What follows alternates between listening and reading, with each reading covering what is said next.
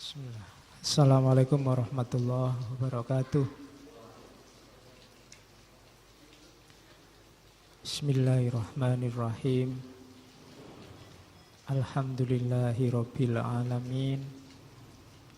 Assalatu wassalamu ala asyrafil anbiya'i wal mursalin Sayyidina wa maulana Muhammadin wa ala alihi wa ashabihi ajma'in. Amma ba'du. Alhamdulillah, malam hari ini kita bisa masih tetap ngaji kembali meskipun situasinya hujan. Saya membayangkan hujan ini sangat menyenangkan, sangat membahagiakan bagi saudara-saudara kita yang waktu-waktu terakhir ini kesulitan air. Kalau hanya sekedar berangkat ngaji susah gara-gara hujan, itu tidak ada artinya sama sekali dibandingkan senangnya saudara-saudara kita yang sejak kemarin merindukan air. Kalau dalam Islam sholat minta hujan ada, tapi sholat minta hujan terang tidak ada. Ya, karena hujan itu kalau dalam Islam asosiasinya dengan turunnya rahmat, turunnya keberkahan dari Allah. Maka harus kita syukuri. Alhamdulillah. Banyak orang merindukan hujan, jarang orang merindukan kering. Jadi maka tidak boleh ada yang mengeluh gara-gara hujan. Karena kalau mau dicatat pasti lebih banyak keluhan karena kekeringan.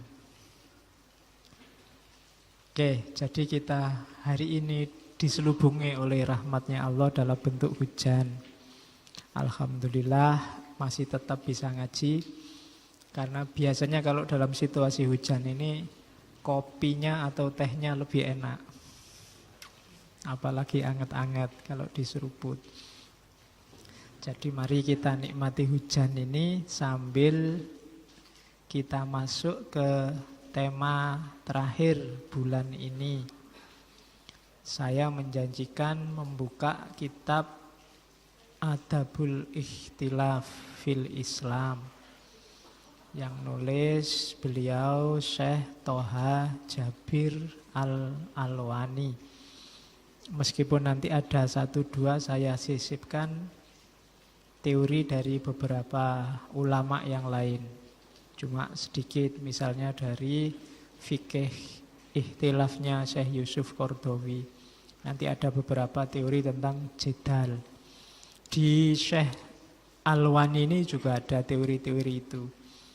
Jadi ini saya ambil sebagian besar dari tulisan Syekh Alwani. Ini ulama kontemporer. Meninggalnya baru tahun lalu, 2016. Ya. Dikenal sebagai ulama moderat, alumni Al-Azhar. Aliyah S1, S2, S3 di sana. Cuma asalnya dari Irak. Nanti beliau mengajar di Irak juga. Belakangan mengajar di Arab Saudi. Oke, malam ini kita lihat salah satu masterpiece-nya. Beliau ini karyanya banyak, ada sekitar 30-an. Di antara yang terkenal ya Adabul Ikhtilaf fil Islam. Banyak dijadikan rujukan di mana-mana. Sudah diterjemahkan dalam banyak bahasa, termasuk bahasa Indonesia. Dulu, buku edisi lama, saya tidak tahu teman-teman sempat baca apa enggak. Kalau Arabnya, kalau ada yang mau saya ada PDF-nya atau baik dalam bahasa Arab atau bahasa Inggris.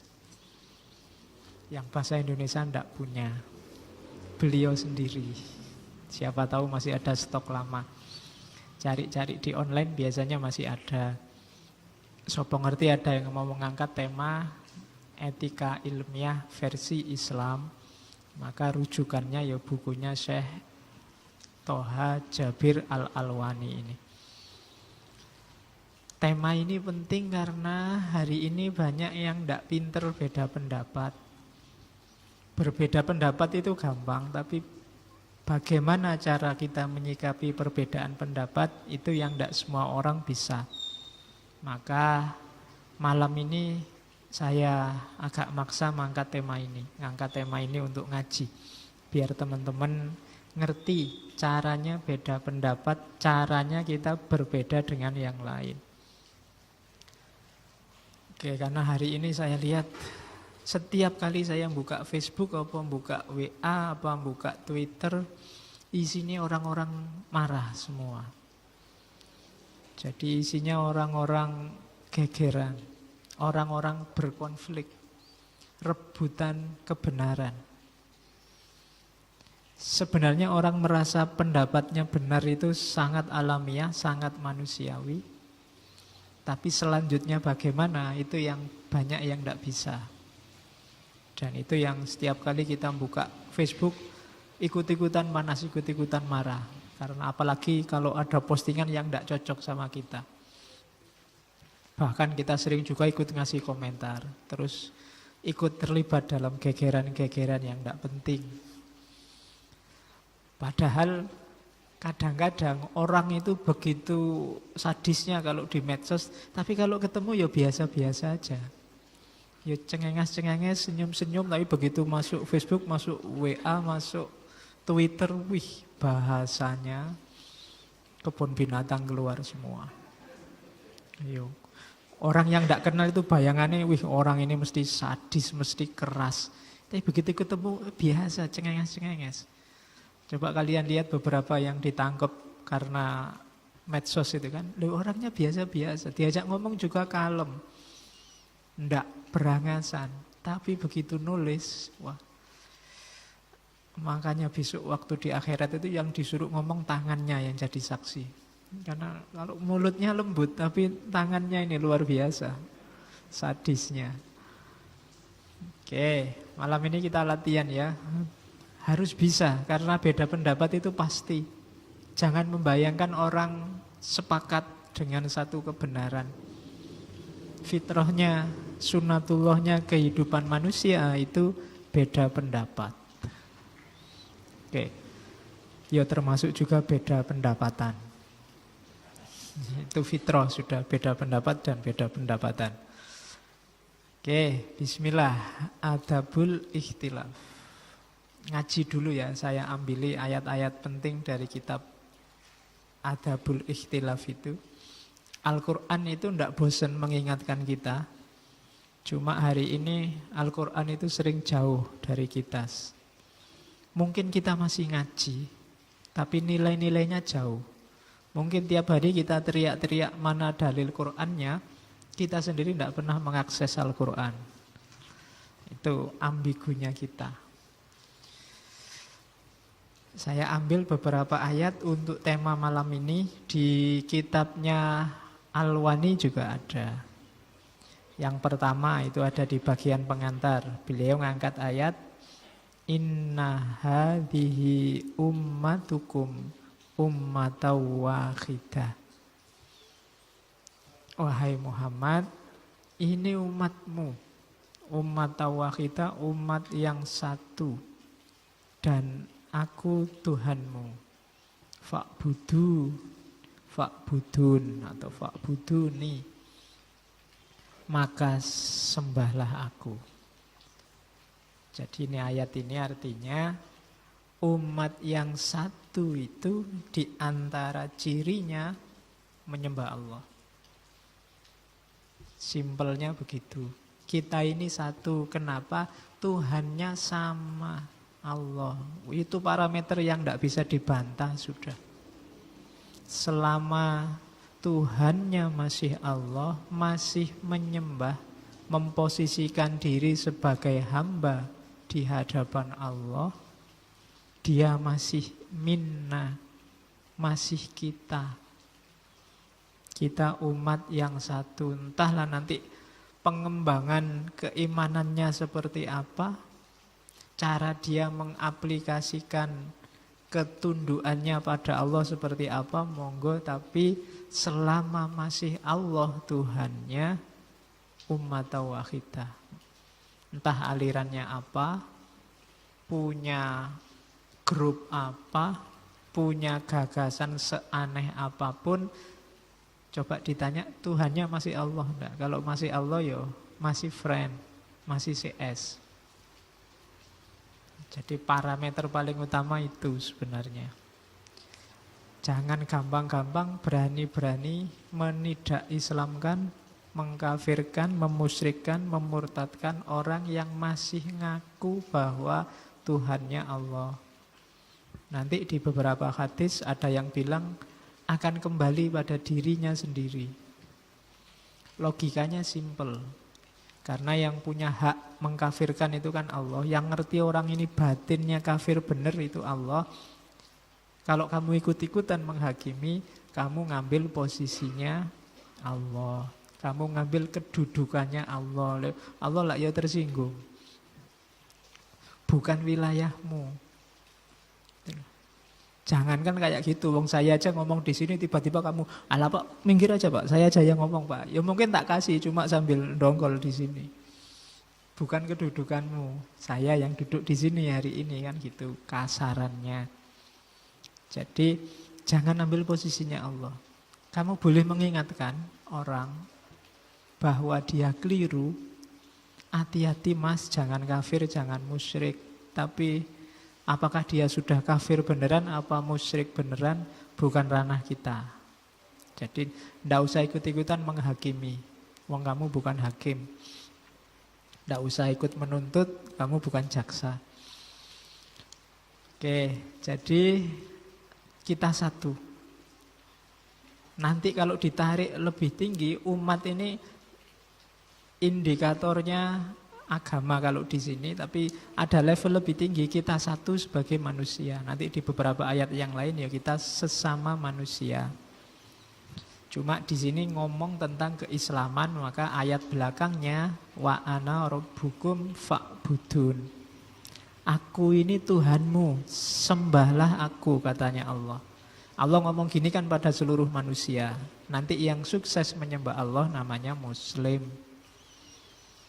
Oke, terus itu satu ayat. Ini saya ambil beberapa, nanti kalau tak ambil semua ayat dari kitab itu malam ini ngaji ayat tok.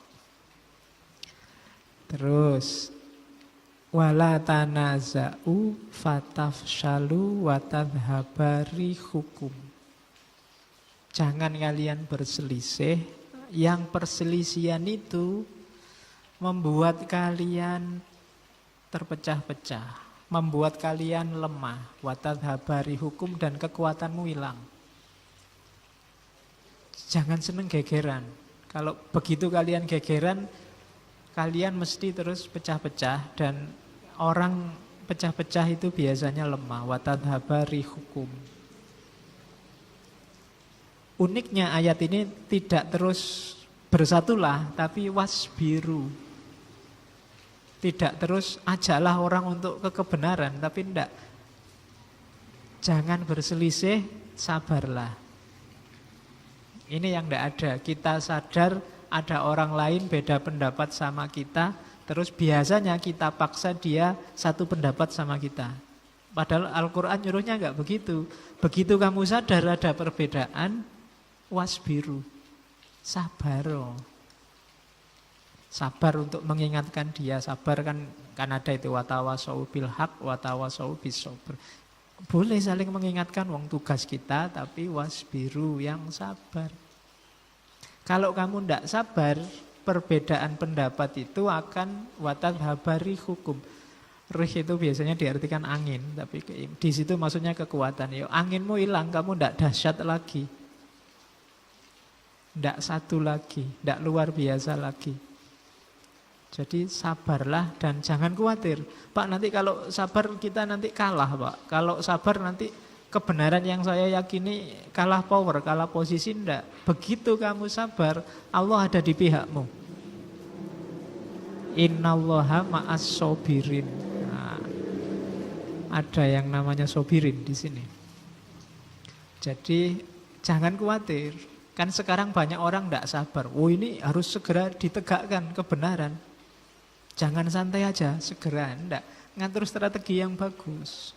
Biar tidak kontraproduktif. Maunya menyebarkan kebaikan, yang lahir malah problem baru. Ayo sabar, kalau memang salah, ayo dirancang pelan-pelan. Cara meluruskannya bagaimana, ngatur dakwahnya bagaimana. Jangan kesusu. Loh ya benar itu maksiat, ya benar itu salah. Ayo kita rancang biar nggak terjadi maksiat lagi. Kalau pakai kekerasan mungkin jadi masalah baru, atau jangan-jangan maksiatnya pindah, nggak di situ. Nah, jadi katanya Al-Quran, kalau memang ada perselisihan pendapat, hati-hati jangan sampai kita terpecah belah. Jalannya apa? Sabar. Sabar itu bukan berarti diam loh ya. Sabar itu tidak terburu-buru. Ayo dirancang prosesnya yang bagus sehingga nanti kita bisa tidak lagi terpecah-pecah yang melemahkan kekuatan. Itu petunjuk kedua dari Al-Quran. Petunjuk ketiga, wala takunu minal musyrikin. Jangan jadi seperti orang-orang musyrik. Dijelaskan di ayat selanjutnya, minal ladzina farraqu dinahum wa kanu syia'an. Orang musyrik itu apa? Di antara cirinya orang-orang yang memecah-mecah agamanya.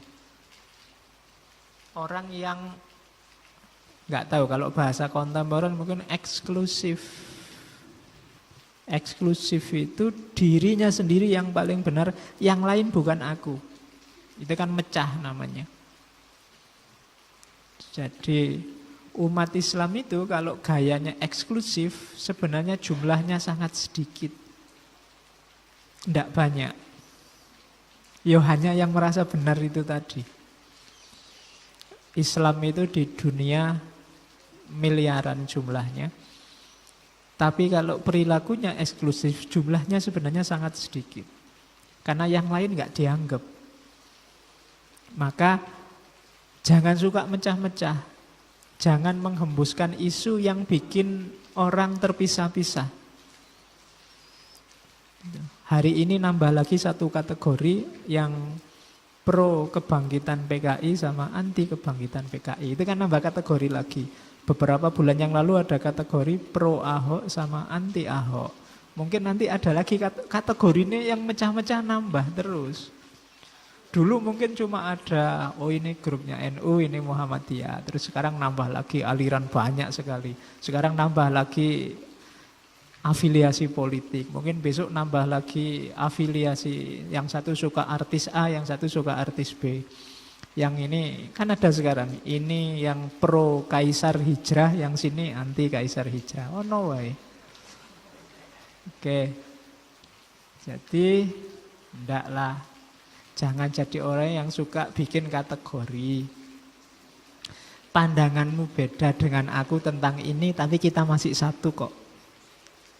Kita bukan dua kubu yang berbeda. Biasa. Jadi kayak kamu sama temanmu satu kamar kos, yang satu suka keluyuran, yang satu sukanya di kamar, tapi biasa. Bukan berarti terus dua kubu yang berbeda. Sama saja kita satu kamar kos. Jadi wakanusia'a. Terus misah-misah gara-gara itu. Jangan sampai jatuh ke kalimat yang terakhir. Kullu hisbim bima ladaihim farihun. Setiap grup, setiap kelompok menyombongkan kebenaran kelompoknya. Membanggakan kebenaran dirinya.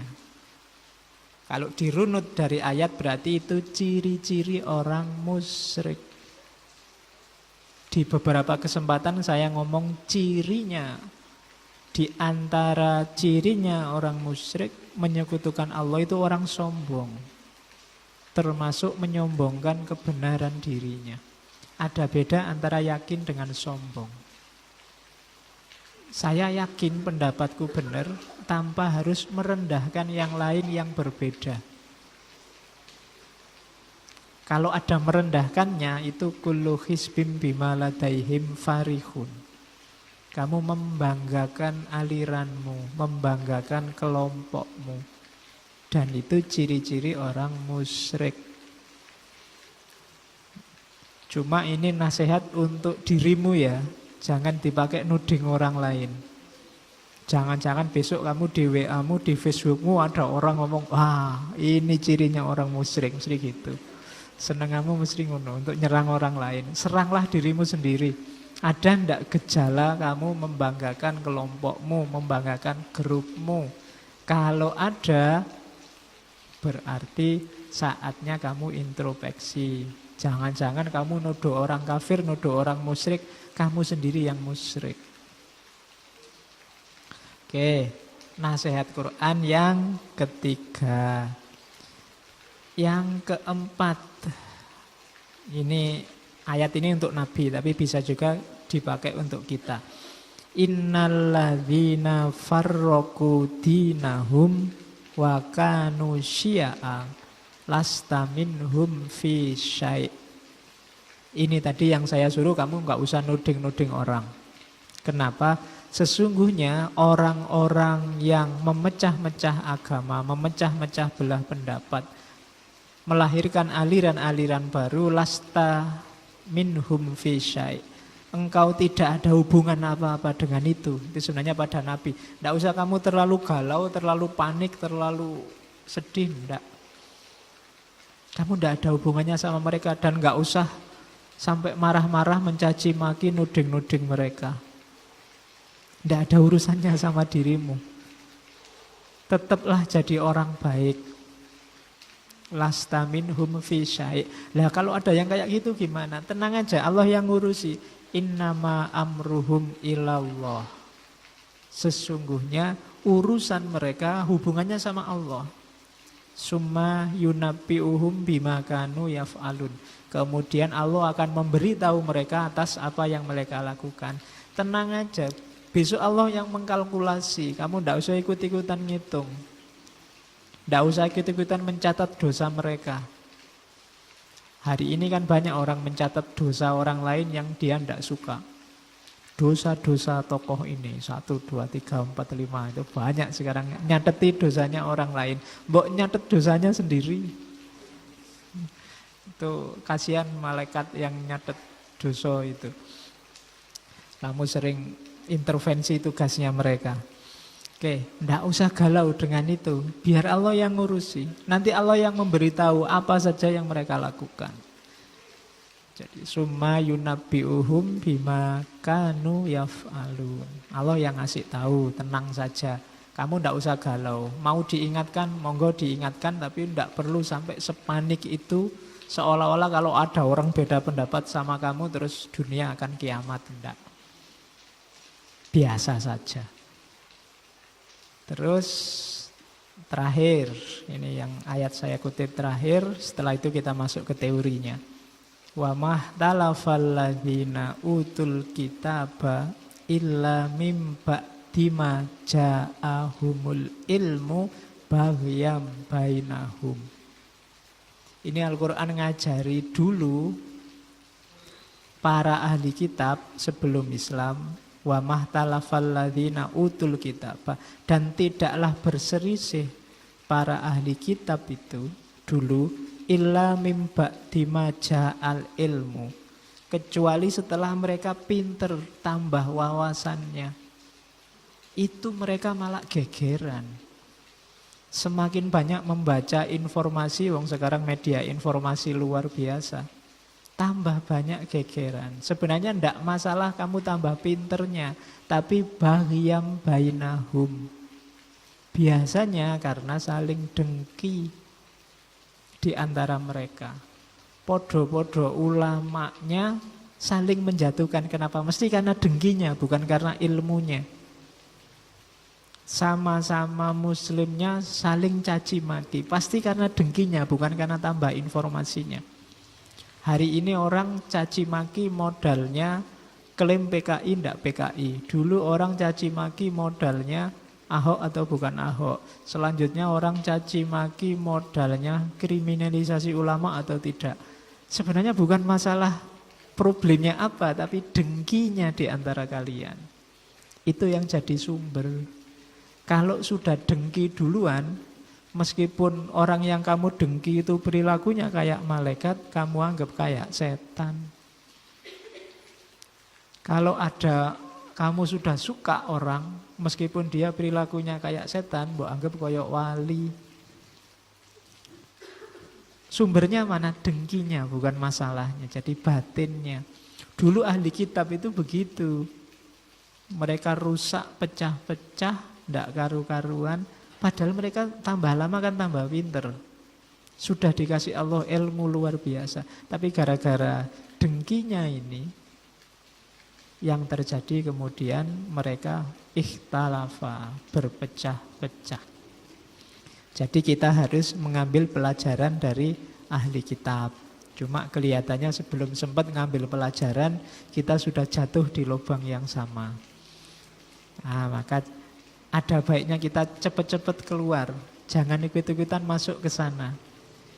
Kita nasihati diri kita sendiri. Nah, jadi sebenarnya tema besarnya itu. Kalau kita pegangi ini saja ayat-ayat, sebenarnya banyak urusan kita selesai. Cuma selama ini kita hanya berhenti di jargon. Setiap orang ngomong, ayo kembali ke Quran dan hadis. Terus yang tidak setuju marah-marah. Oh, apa bisa kita? Wis, sekarang tidak usah marah-marah. Kalau ada yang ngajak, ayo kembali Quran dan hadis, ayo. Kan gitu aja.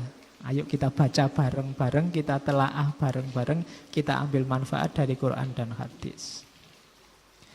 Dengan jalan kita masing-masing tentunya. Oke, ngajinya sudah. Dari sini semoga dapat barokahnya plus hujan. Sekarang masuk teori. Ini kalimat awal. Kenapa Syekh Jabir Alwani nulis Adabul Ikhtilaf fil Islam. Nanti bab awal itu judulnya bencana perselisihan dan pertikaian. Ini sumber paling mengenaskan, situasi paling mengenaskan hari ini.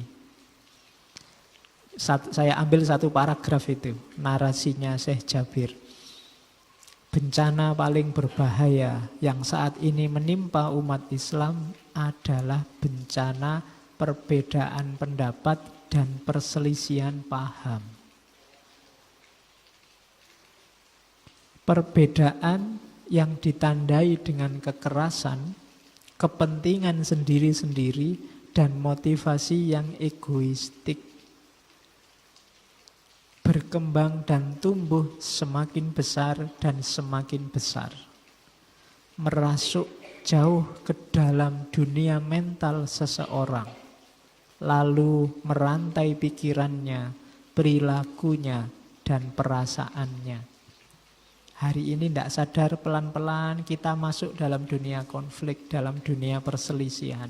Kita dipaksa mengambil posisi berseberangan. Kita dipaksa punya musuh banyak hari ini. Jadi begitu orang tanya, Mas pro Ahok apa anti Ahok? Kita jawab yang manapun, saat itu juga kita nambah musuh. Setuju nonton film PKI apa enggak setuju? Kamu jawab yang manapun, tetap kamu nambah musuh. Dan sedikit demi sedikit semua di antara kita masuk ke situ. Siapapun yang mencoba membahas, saat itu juga dia akan ada di salah satu kubu dan nambah musuh.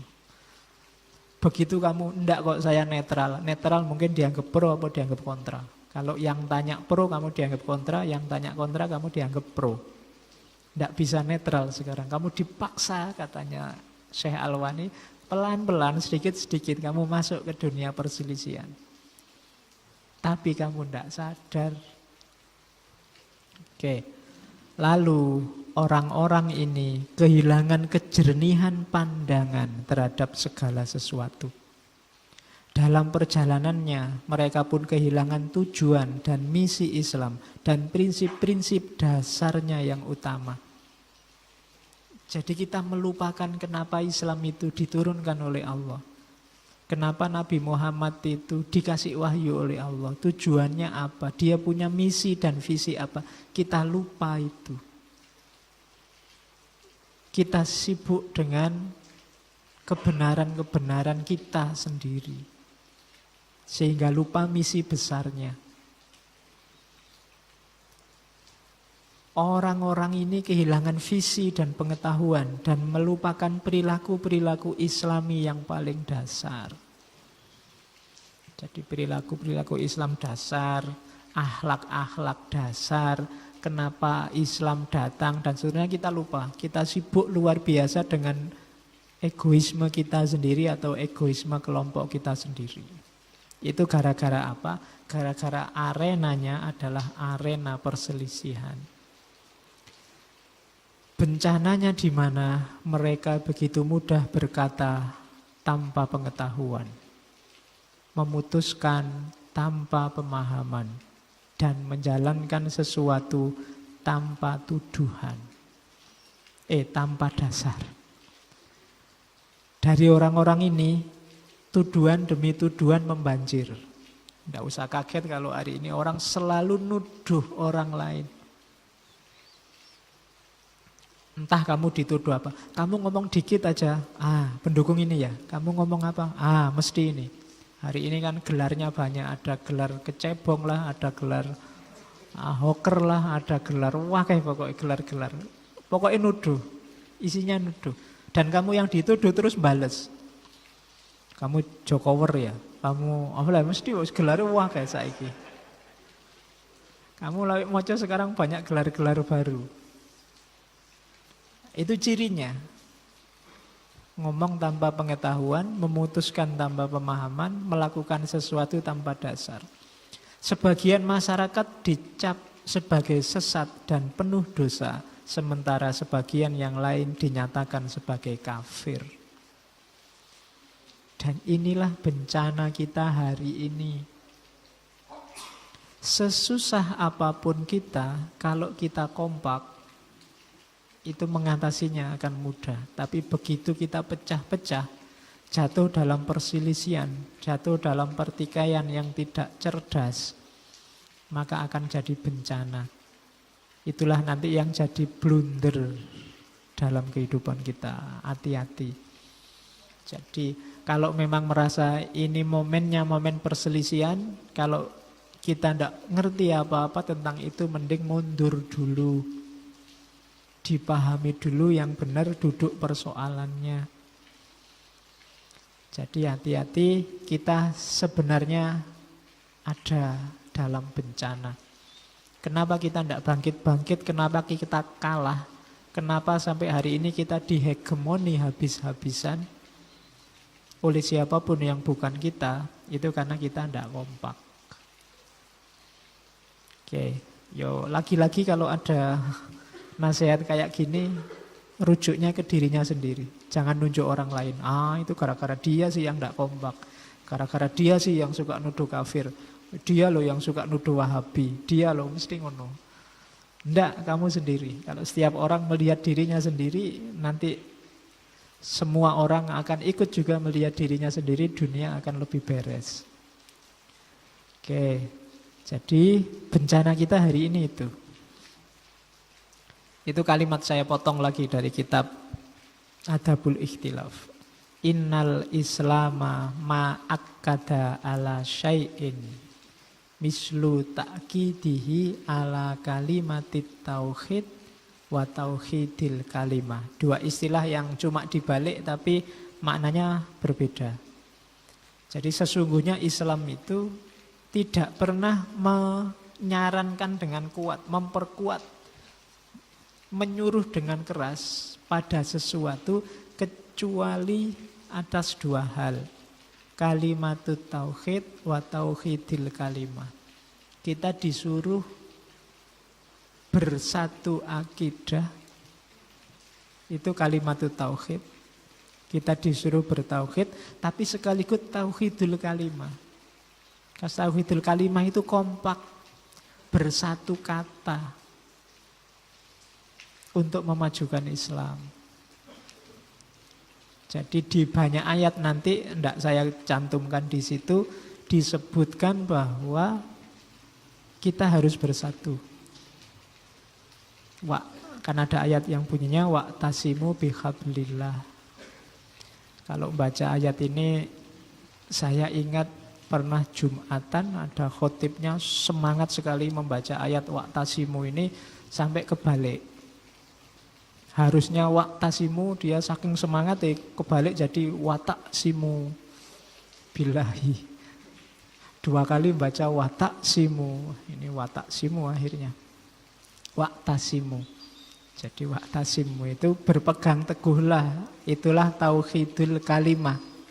Selain kalimatut tauhid harus imbang dengan tauhidul kalimah. Kita bersatu kata. Kita kompak. Semuanya bertauhid tapi tidak kompak, ya kita akan hancur. Kompak tapi dasarnya bukan tauhid, ya sama, Islamnya akan hilang. Jadi tauhidul kalimah walakinnal muslimin lil asaf akhallu bi kalimatit tauhid wa zahadu bi tauhidil kalimah. Sayangnya umat Islam hari ini kehilangan kalimat tauhid dan jauh. Zahadu itu kan dari kata-kata zuhud, menjauh, jauh dari tauhidul kalimah. Tauhidnya hilang, kompaknya juga hilang. Tidak dua-duanya malahan. Tadi kan kita salah satu, tauhidnya kuat tapi tidak kompak, atau kompak tapi tidak tauhid. Ternyata katanya Syekh Alwani, hari ini kita tidak dua-duanya. Tauhid kita tidak terlalu kuat karena yang kita nomor satukan mungkin dunia, mungkin jabatan, mungkin organisasi, mungkin kepentingan. Kalimat tauhidnya gugur, apalagi tauhidul kalimah. Sebenarnya kalau semua sepakat, kalau semua fokus di kalimat tauhid akan mudah untuk mewujudkan tauhidul kalimah. Tapi karena kalimat tauhidnya tidak beres, yang dinomorsatukan dalam hidup masing-masing macam-macam, maka tauhidul kalimah tidak bisa diwujudkan. Kalau fokusnya sama kan lebih mudah, tapi karena fokusnya beda-beda, ya dua-duanya akhirnya hancur. Sayang sekali. Katanya Syekh Jabir Alwani. Oke. Terus sekarang masuk ke adab ikhtilafnya.